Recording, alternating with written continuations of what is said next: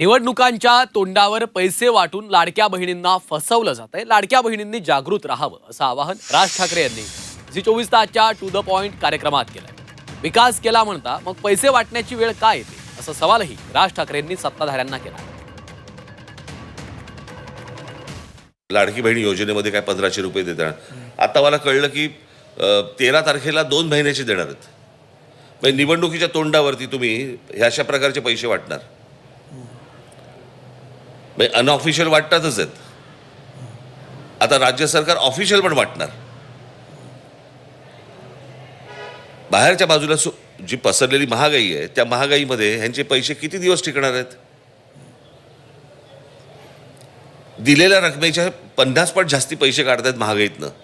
तुम्ही आज जो लाडके बहिणीचा मुद्दा म्हटलात ना की गेल्या वेळेस ज्या त्या निवडणुकांवरती तुम्ही जो आक्षेप घेताय की कसा निकाल फिरला लोकसभेनंतर, तेव्हा असं कारण दिलं जातं की ही एक वेलफेअर स्कीम आणली जी लोकांना आवडली. महिला मतदार 50% आहेत, अर्धा तुमचा इलेक्टोरेट. पण ते नसताना पण तुम्हाला अगोदर मतदान झालं होतं ना. तेव्हा या योजना नव्हत्या ना. योजना तुम्ही जर कामं केली आहेत ना, म्हणताय आम्ही विकास केला विकास केला विकास केला म्हणताय ना तुम्ही, मग तुम्हाला पैसे वाटायची का वेळ येते.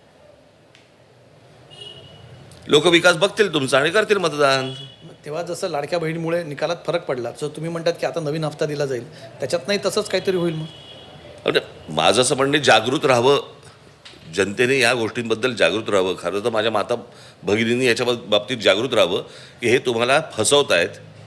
हे तुम्हाला आत्ता देत आहेत आणि महागाईतनं तुमचे सगळे पैसे काढून घेत आहेत. जेवढे देत आहेत त्याच्या 50 पट बाहेर काढून घेत आहेत.